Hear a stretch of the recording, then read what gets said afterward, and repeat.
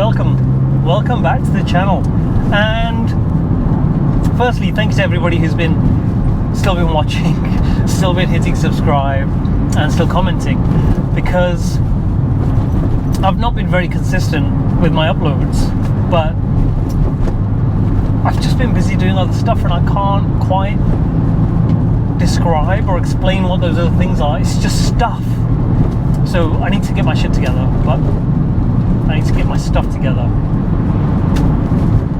But anyway, welcome back. So this video is more about, so I have now had this car for 3 years, 2 years and 11 months.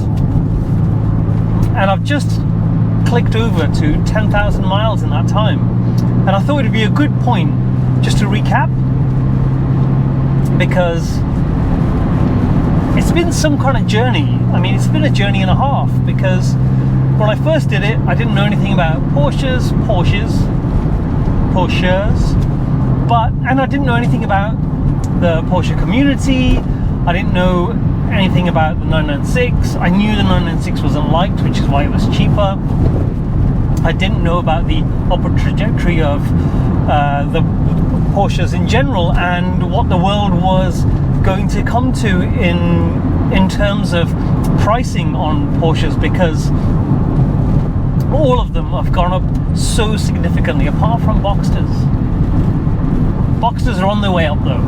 So anyway, and then I went out and bought one. So this is just a recap of what's happened, what I've spent, where I am, and what, if any, my plans might be for the future. Now, as you know, I've done a few things, I mean, largely thanks to Michael Bath, because I bought this 996, then I bought a 912 2 years after I bought this, and then I was on the Porsche Cooled podcast on the owner story, and since then I've kind of become a bit more embedded, I guess, in the Porsche community, and I've got to know lots of people, and it's been brilliant. And also, you know, I've had lots of help from people like Jack, Flat 6 Jack. So I've really enjoyed that part of the journey and getting to know the Porsche community, Porsche cars, this one in particular, and of course the people. I've been to about 2 or 3 events as well, and you know, I've got to know people at Rit Vehicle Design. So it's been brilliant. And on top of that, I've become a co-host on a podcast called Porsche Talk. I've just recorded another one this morning. The previous one, that was with Bart Kuykins, and I really loved that, and time ran out and I wanted to talk to him about so many other things, and I felt like I had to shoehorn in the bit about Porsches. So anyway, I'm kind of gabbling on and on and on, but this car I haven't driven for probably about 5 days, and it's been parked out on the street. And now that we've got a family wagon, and I've talked about that before, we've bought a beaten up old Audi A3. Not beaten up, it's not beaten up, it's got lots of mileage. It's only had 2 previous owners, we're the 3rd owners. It's a 1.6 turbo diesel, so it's you know, 104 brake horsepower, 0 to 60 in 11.7 seconds, so it's a very different experience, but it goes fine. And it does everything that it's supposed to do, and it will do for us, so that's absolutely fine. But what's happened is, instantly this car has become parked up, because every time we go anywhere, we're going in that as a family. So now, and with it being 3 years, I thought this is a good time to talk about it. And you know, it's driving a bit funny because the tire pressures are all over the place, but that's by the by.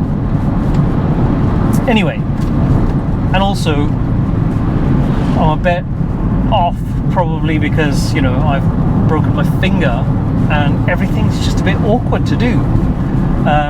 It hurts a lot less and I can bend it. I think the bone's fused back.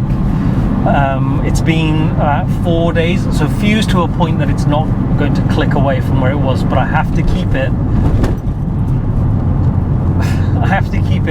tied to the finger next to it. It's my pinky finger, little finger, and I've got an elastic band on it to keep it tied to the next one, because when I wasn't wearing an elastic band and I'd mangled it back into place, everywhere I caught it, I felt like the bone was actually moving, and it was agony. but I put the elastic band on and it doesn't get caught on things now, and I use it a lot less because with the elastic band on I bend it less. But in the 4 days it's kind of become, the bruising's gone. It went purple at first and I thought, oh my god, it's going to fall off, but now it's a lot better. Anyway, the car.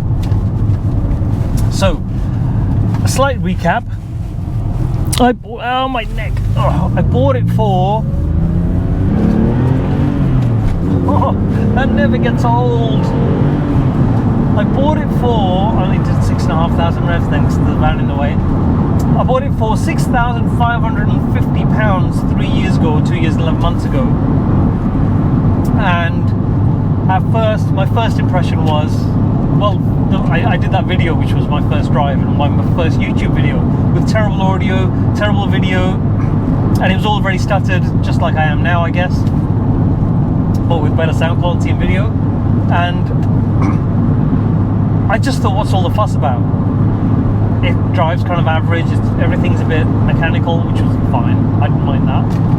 I mean, I owned a 1968 MGB Roadster even then, so that was all good. And then I just started using it every day, going to and from work because it was pre-pandemic.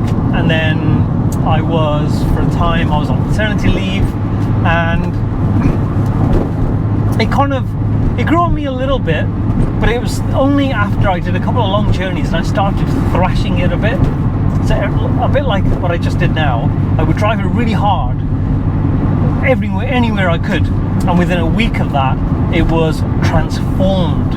It just drove so much better. It made the noise was better, the acceleration was better, it idled better, everything was better. And then I got the air conditioning fixed and things like that. So I've spent X amount of money to date kind of update a while ago, and I think it was a 2-year update. But since then, obviously I had the problems with the fan where the resistor went, and I needed a new fan. Jack did that for me, and one of the struts, shock absorber, the actual tray that the spring sits in, was completely rusted away, and Jack fixed that. So that's probably since then another £1,000, which means I'm still under £10,000, a little bit under, probably about £500 under. And to me, so £9,500 for a Porsche 911 as my everyday car, 10,000 miles. Oh, I'm taking that corner too hard. And 10,000 miles, 3 years, 2 years and 11 months, in a 911, and it's cost me less than £10,000, which is pretty good going. Now, I was comparing with, because around about the same time, which I later found out, there's a lady on YouTube and Instagram, she's called Female Mechanic. I think it's Female Mechanic _1 is her name. And she bought one as well. Silver Carrera 4, but it's a Tiptronic. And she bought it for under £5,000. Now remember, mine, I had it labelled as the cheapest 911 in the UK, because that's the cheapest 911 hardtop manual with an MOT. Now hers was a Tiptronic, but she bought it for under £5,000, but it needed a gearbox rebuild. Now that rebuild that she had done took the price to above mine, so it took it above 6.5, because I think she paid something like £2,000. She's recently done a video of the spend up to date, so I'd go and check that out. And she's a mechanic, so obviously she'll have done stuff herself to the car, and she's done a fair amount of mileage as well. I don't know if I don't think she's gone on a track because of the noise, I think, and also it's Tiptronic. I don't know if you would do that. So and the two recent things have knocked the price up quite a lot, because that's probably about £1,000, so that's taken it to, yeah, about £9,500. And but the thing is, in that time, and these kind of reviews are kind of, they're a little bit meaningless, because Well, I guess it's a lot to do with the fact that the price of these cars has gone up by so much. Think about £6,500 I bought it for, and it was a working car with an MOT. It had quite a long MOT, probably about 7 or 8 months, and the air conditioning didn't work. That was about it, and it came with service history and stuff like that. So that was a bonus. It had the IMS done, which is now 10 years ago. The IMS was done, and how many miles ago? Probably about 30,000 miles ago. The IMS was done, along with the clutch.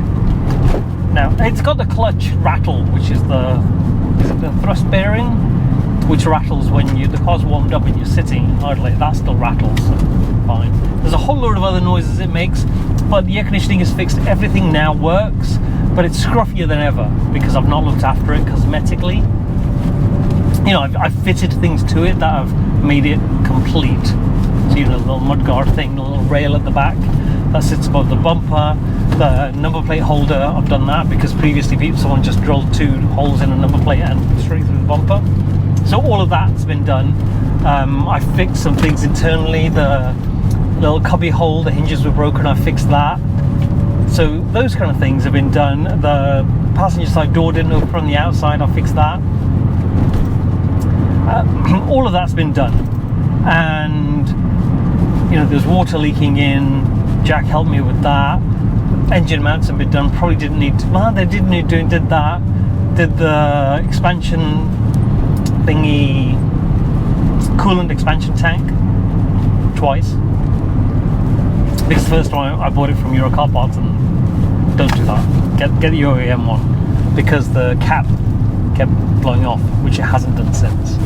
So all of those things, and still under £10,000. I don't think that's too bad, because there's probably quite a few things, and I've changed the battery. There's probably a few of those things that didn't need doing. I put a new tyre on it. I bought some thingy tips for the exhaust, which I've not put on, but I'm not going to. If I sell the car, I'll give them with it. But I've loved it. I love it more than ever, and my wife thinks that I illogically love this car, but I love it because it's got great usable performance. It's a 911. It looks fantastic, and it is starting to rust. But on that front, Paul of Engineering, he has offered, with the backing of a sponsor, I guess. Is it Farrakla? I'll type that at the bottom. I can't remember. I can never remember the name. That's terrible. But I'll type that at the bottom. And we're going to use lots of compounds, mechanical, oscillating, polisher thing, mop. And we're going to use nearly all of their portfolio to clean this car up. It's pretty crusty at the moment. There's a bit of rust on the rear arch, rear wing, which has come along in the time that I've had it, mostly because I just don't wash it. And it's just been fantastic though. It's been a great car. And then probably about 3-4 months ago, it became our everyday family car as well, much to the annoyance of my wife, because she does not like driving it, but she used it. She drove to work. My children, my 3-year-old's car seat's there. My 7-year-old's tall enough to not need a car seat. The shopping, Christmas tree shopping, which is sticking out sunroof. I've been to the tip. I've been doing the local shopping, the run to family outings, lunch, brunch, whatever it might be. And it's not Mr. Beat. Admittedly, it's really suffered in terms of clean and just being battered, but do you know what? I've enjoyed the journey. I've enjoyed using it. I've enjoyed the journey of my growth as a Porsche person. I'm still not a Porsche person, but I've enjoyed it, and I've really enjoyed meeting the people, learning about all of the models, and about this particular one. And I can't bring myself to sell it, because I could really do with the money, because in that time I've given up my job, and I could really do with the cash. But if I sold it, I'd never ever be able to buy another one. Certainly not one that I love this much, because I feel like it's got a personality. It needs stuff doing to it. You know, it needs a suspension and brake overhaul. It needs the timing chain guides, because it has a slightly lumpy idle. But do I care? Because it drives fantastic. It's been super reliable, touch wood. And it does need an oil change as well, because it's been current 2 years, but in that 2 years it's probably been 5,000 miles. No, 8,000. No, probably 5, yeah, because the first year I did 5,000 miles, and then the next 2, because it was lockdowns and all sorts, not a lot else I didn't do a lot of mileage in those 2 years. And there's a lot of people here. That was a very loud Golf Mark 6. Anyway, so I don't know what the sort of takeaway is at the end of doing a review of, you know, I've got no photos, I'm not going to walk around it anymore because everybody knows what kind of state it's in. But, you know, if I was to say, oh, here's something to take away, I mean, the takeaway is that it's a reliable, usable, practical car. I just think the problem is that they're not available at a price point that, you know, I'm just talking to Mark, who I do the podcast with, Mark Sheriff, Mark and Cars on YouTube and Instagram. In Australia, and it could be the same here, because people were 3 years ago looking at £10,000 for a 996.1 manual, and you know, it would have had higher mileage, probably not immaculate, but decent service history, and you'd be able to get into 911 ownership, and you wouldn't, you know, have to do IMS bearings and stuff like that. All of that stuff would be done because of the high mileage. But what's happened is, and this is what Mark said, prices have gone up and people have stretched to buy these cars, and then what they've done is they've neglected the maintenance. And what that does is then, because you think, oh well, the price rise, I'll just sell it and then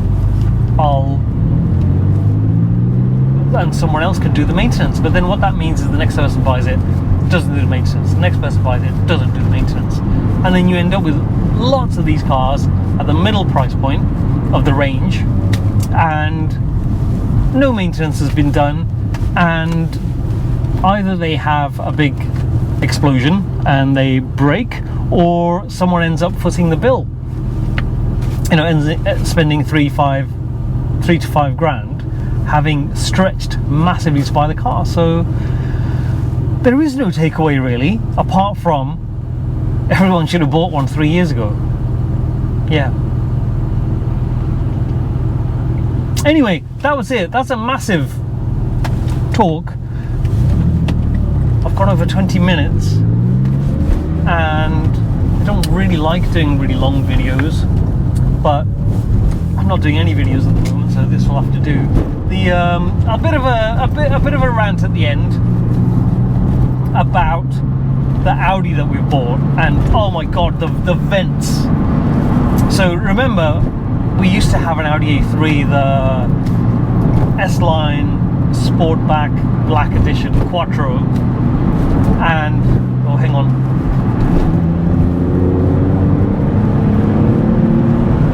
Oh my god, it just keeps going. Gears are so long, but I love it. Anyway, let's slow back down, because the speed limit changes just down here. Anyway, I forgot. Oh yeah, the Audi, the vents. All of the little ventlets are pointing in different directions because the little spines that hold them in the same direction are missing. So I managed to find one and put it back in, but they're just so badly designed. And that Audi that we had maybe 2 years ago, the fancy one, they were broken on that as well, and I remember I was constantly fixing them, and I tried to fix them on this one. I took all the vents out, but they're just too far gone. You fix one, another one falls out, you fix one, another one falls out. So I've just gone on eBay and bought For £10, another 4 vents that you slot in, and I bought a phone holder as well, which I'll do another video about. And it's just one of those things that's just so frustrating. Why is it so badly designed? Anyway, other than that, that car's been great. I've still got to get the cam belt done, the oil done, and the brake pads done, and that's it. That car should do us for the next 3 years maybe. We bought it for knowing that 2 years would be great, but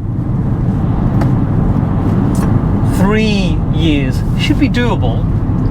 I want to be able to do 25,000 miles in it. I want it to get it to 200,000 miles. There's little bits and bobs that, you know, the armrest cubbyhole top was broken. It didn't clip in, so when you lifted it up, it flapped open. So if there's anything inside it, it would just fall out the back. I bought another top for, I think it was £10. So someone's obviously, you know, 3D printed it, really cheap plastic, covered it in faux leather vinyl, and it does the job. It's so lightweight compared to the old one, but it clicks shut, and it fits. It cracks a bit when I put it on, but you can't tell. So that's that. Obviously I bought a phone holder, which I'll do another video about. I've got to remove the previous phone holder charger with an antenna cable. Hopefully I won't have to take the glove box off to get the cabling out. But I've ordered some keys to remove the stereo to get that phone charger out, and then get the phone holder on, and I think that's it. There's nothing else that car needs. So I'll do an update on that. But we'll have to... Right, I'll end there.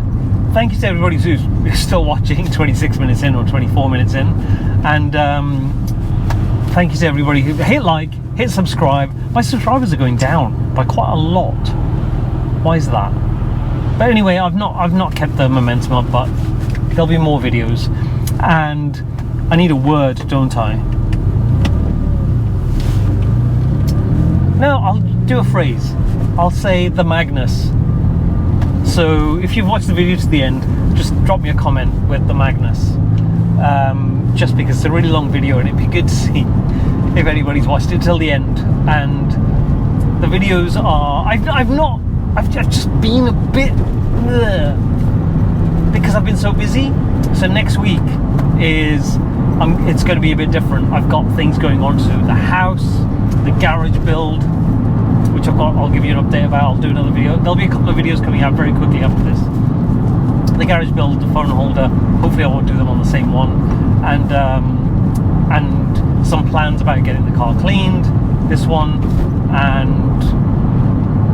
and then there's some general stuff about the podcast and about people that we might be having on. Anyway, that's it. The end phrase is the Magnus, and I'll catch you on the next video. Thank you to everybody who watches, who hits subscribe, who comments, who hits like, and I really appreciate it, and catch you on the next one. Thank you.